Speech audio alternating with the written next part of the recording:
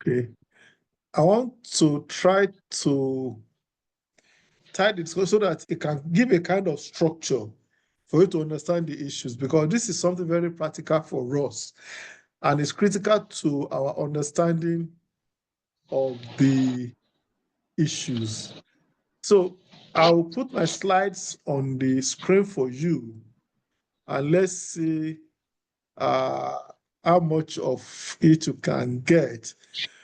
When I say methods of historical research, uh, can you see my screen? Yeah. So, Yes, we can, sir. Yes, I yeah, can set see. objectives we already discussed. So, what I want to look at, the first is to look at the context, the setting of our work, of the research, the overview of African historical research and its unique challenges. Then the key challenges, which I want you to look at. And like I said, many of the areas were addressed by Adewale, by Chief, by Amal, by Akode in the course of your presentation. Many had to do with source limitations. And the source limitations cover different areas. The archives, the history, memory, and all the other things. But then there's also theoretical and methodological. Again, some of you refer to it, those Eurocentric approach to the writing of history. Should we be more Pan-African in our outlook? Okay. When you have to deal with characters like Trevor Ripper, who said historians, Africa has no history. Okay. And then the practical and ethical challenges. The practical challenges of going to the field. So let me just quickly run through so that we have an idea of the things. So when you are tying the things together, what are we looking at? The first question is, why do we need to study African historical research methods? Okay. Some of us have said it. African history has been marginalized or distorted by colonial narratives. We're talking about whose narrative are we talking about? We're talking about who owns the history, who is writing the history. And over the years, we've had to deal with the problem of this marginalization. Where characters like Trevor Ripper says, we have no history. How do we respond to it? So we need to look at African historical research method because it's supposed to add some things for us. It's supposed to bring out some things for us that will help us to understand history. Then there's need to critically assess historical sources and methodologies to construct accurate histories. Adewale said, even for their own generation, it's difficult for them to tell the truth of student unionism of that period. It's a critical issue. How many historical events are like that in which you've had the events and the actors have toyed with the histories? Some have produced the record to justify their actions. I don't know whether you remember what I said some time ago, that sometimes you need to be careful how you read the narratives of some actors of history because they tend to project their perspective or protect what they've done. So if Adewale is going to write the history of student unionism in OAU, at the time they distorted the election results, I happen to have been, you are talking of 2003 or 4, when was that year? Try to remember when Saburi was the one that emerged as president. Which year was it? 2006. We can't hear you. Your network has gone. Hear me now? Yeah, which year was it? Okay, that's 2005, 2006 Yeah. session, sir. But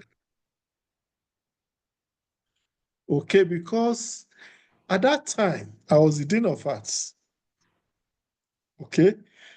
And I remember some of the issues that we discussed that we knew the elections were rigged, but it's a student, you had a student electoral committee, right?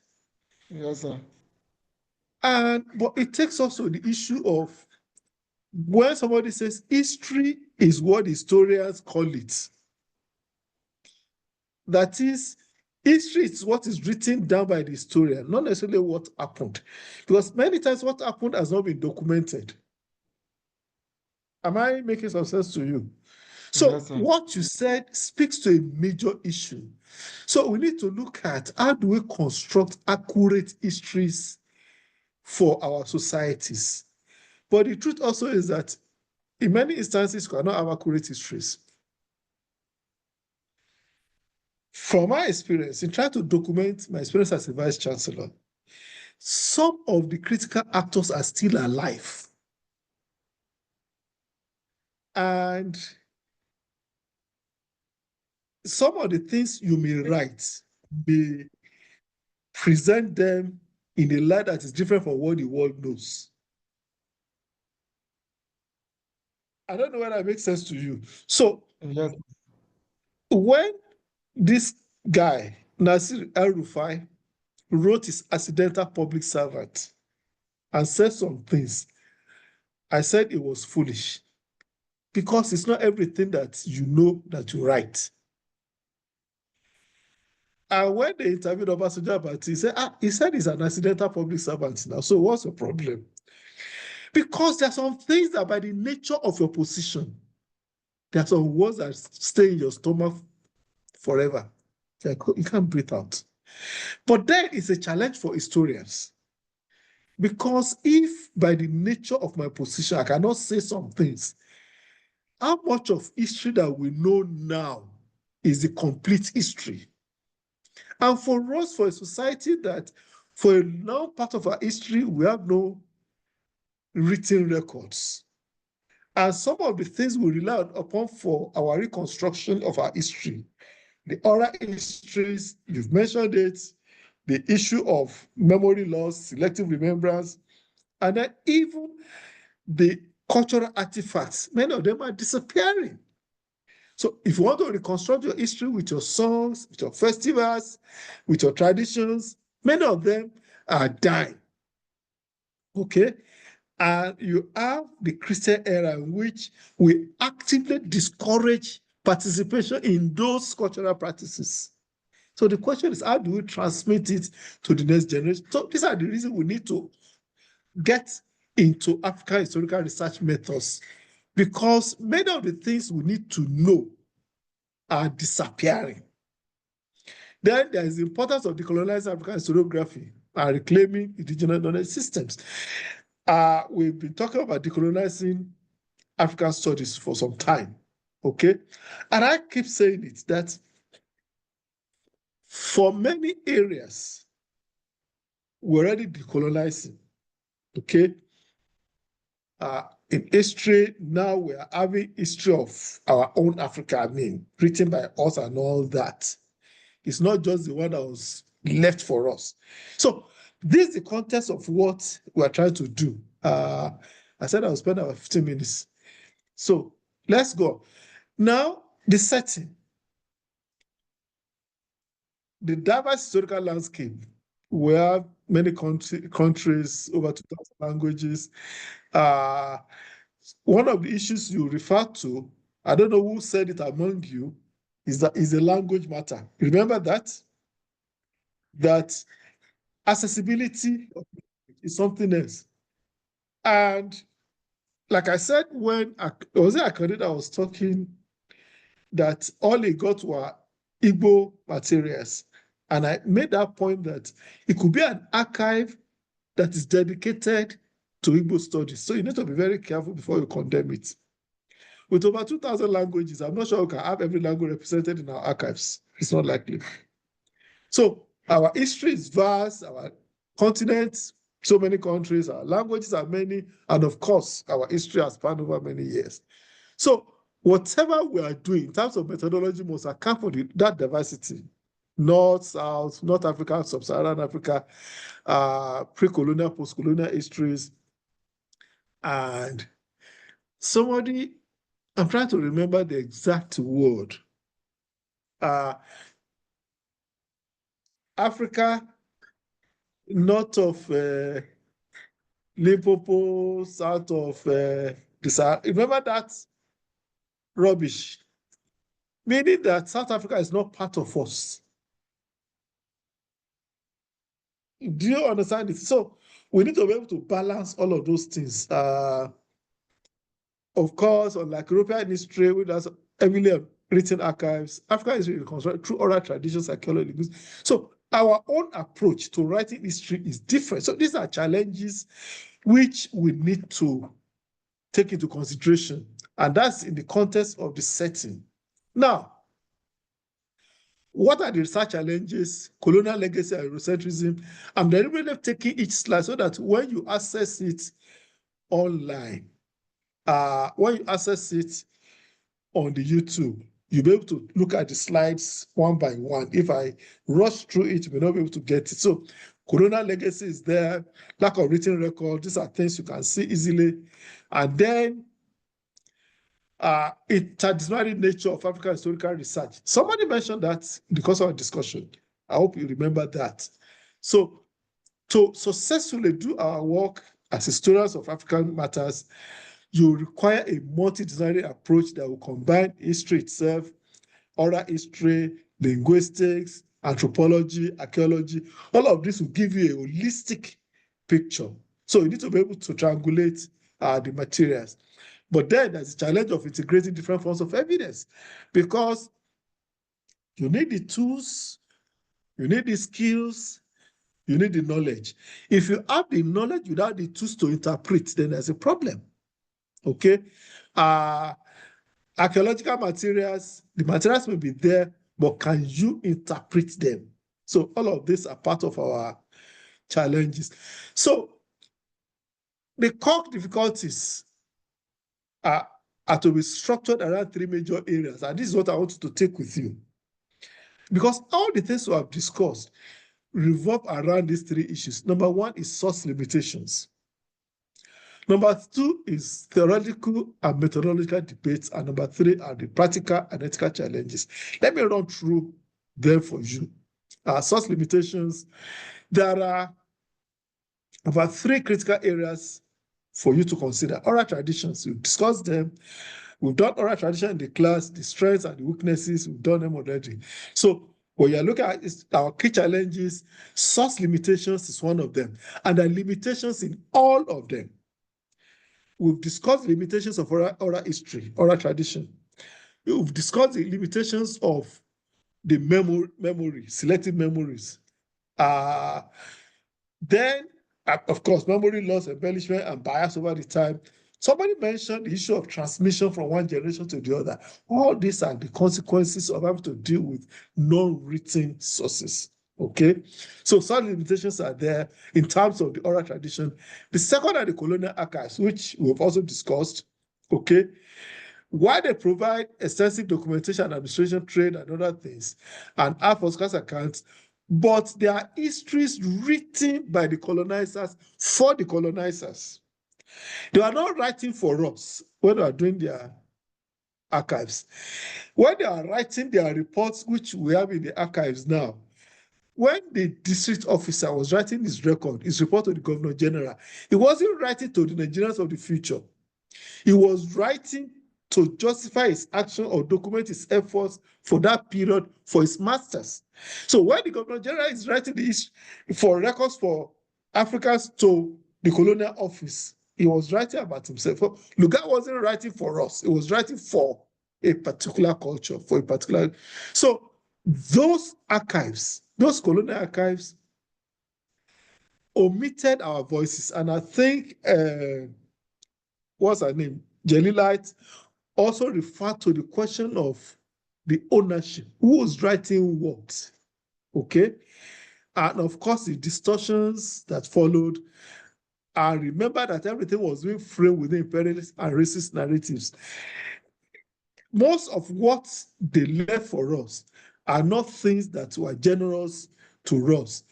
Of course, another source is the archaeology and material culture. Of course, archaeology gives us the evidence, they are non-textual evidence, and are good for our kind of societies without written sources, without written records. And they also help us to confirm all these written records where they're available. But, like I said earlier, many of them are difficult to interpret. You may see the knowledge, but can you interpret the knowledge? And of course, I was talking about funding, or someone was talking about funding.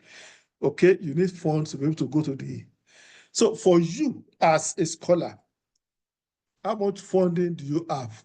Of course, linguistics and ethnography. So all these are some of the areas. The second area of limitation is theoretical and methodological debates. And we mentioned it earlier, Eurocentrism in African history. Remember what I quoted Trevor Roper, who said, Africans had no history before the arrival of the Europeans. That what they had were just the barbaric generations of barbaric people. So when you have to deal with that kind of approach in what you are reading, then there's a problem.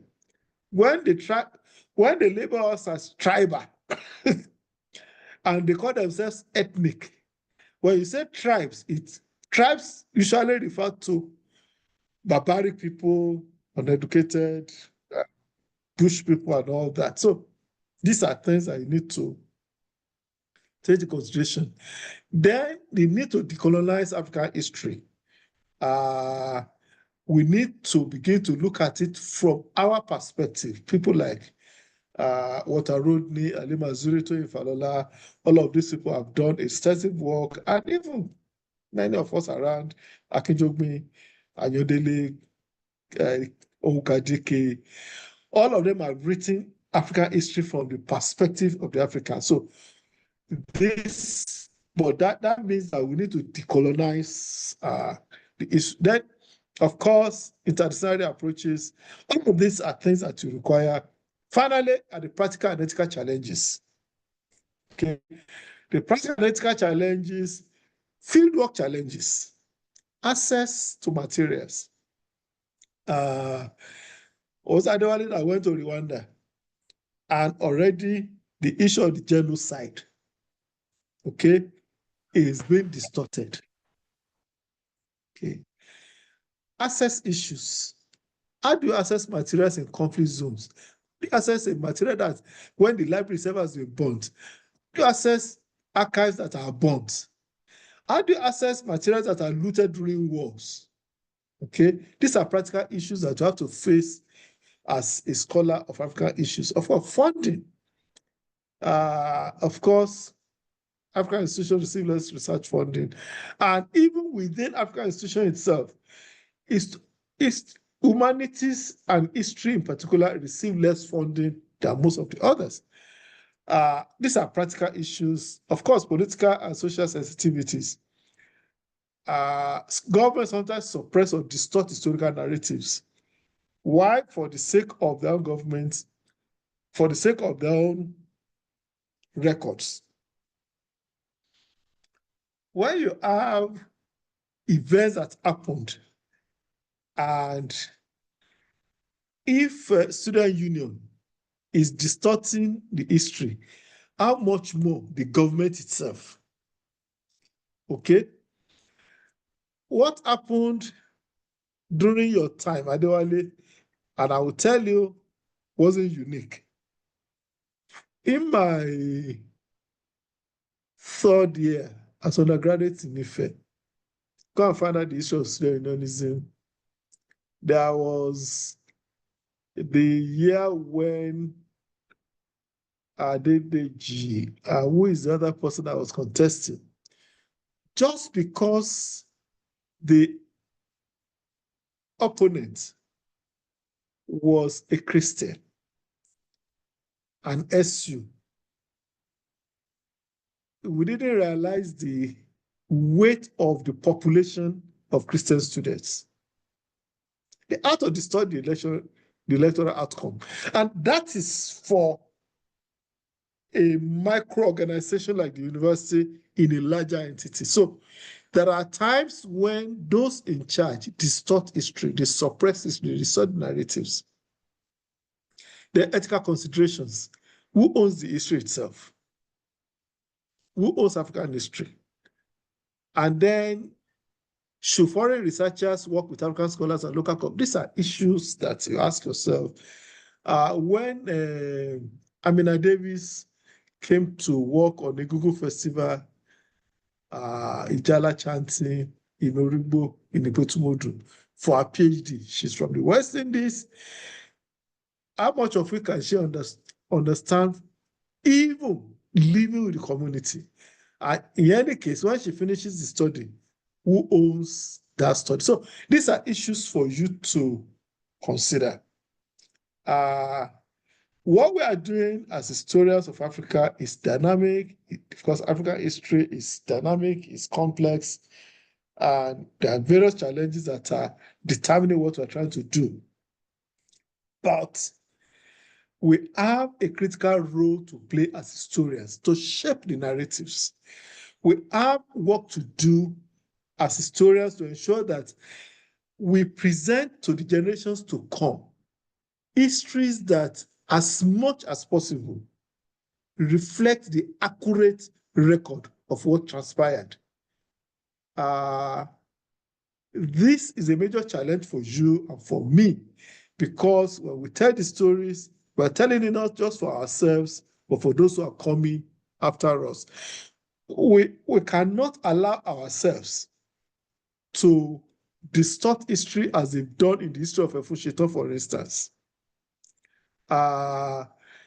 If the earlier historians got carried away by folklore, we have a responsibility to engage with the actions, to engage with the archives, to engage with the records, and produce what really represents truth.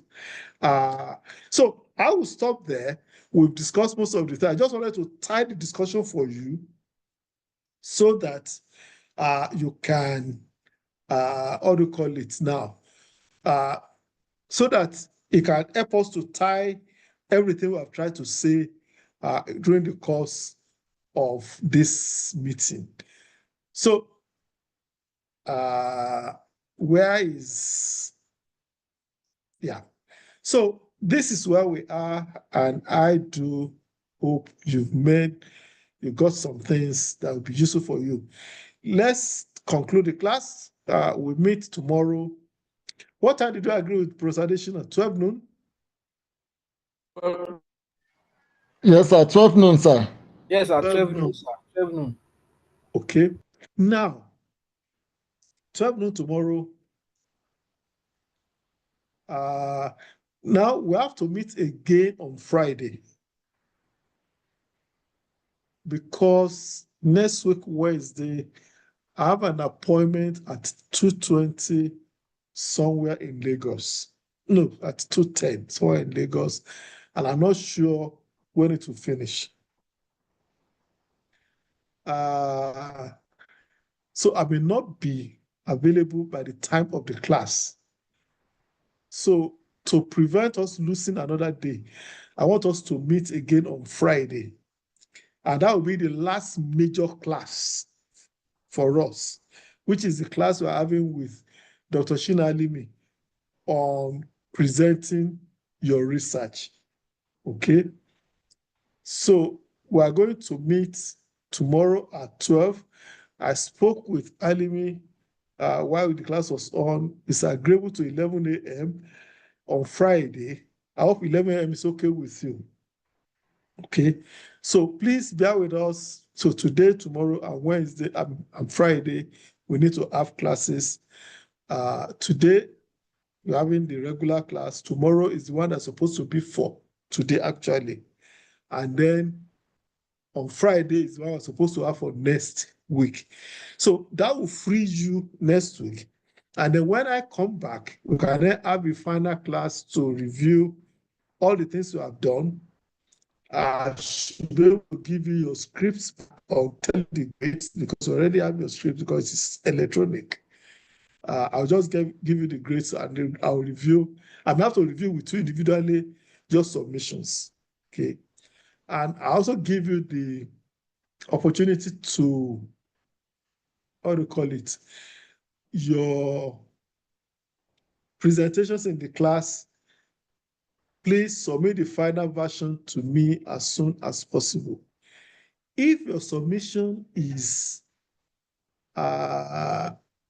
something that you have copied from AI, I feel sorry for you. Okay. If you have copied your submission from AI, I feel sorry for you because you are not likely to get something nice. But other than that, I think let's close the class. I'm already 30 minutes behind my own schedule. I'm supposed to be somewhere else today. So any comment, any questions before we close? If there's a brief question, brief comment, quick one, and I'll answer you. Any quick comment, any quick question? I think we are good, sir. All questions can be deferred till tomorrow or Friday. Yeah, Akande, Fatai, Adewale, Amo. Zoom, We are good, sir. We are good, sir. Thank you so much for your time, sir. Chief has spoken for you. Okay. We are good, sir. Okay. So enjoy the rest of your day. God bless you, and let's see tomorrow at 12 noon. Is anybody coming to the campus? Nobody. So I don't have to meet with you in the office. Excellent. So see you on Thursday. That's 12 noon tomorrow. Tomorrow at 12. Yes, sir. Yeah, I'll put the link. The Zoom link is different. I have to create another one for it. So I'll share it. I'll share with the class on the platform this evening. Okay. So good night. God bless. Thank you, sir. Thank you, sir. Thank you, Good night, sir. sir. Thank you, sir.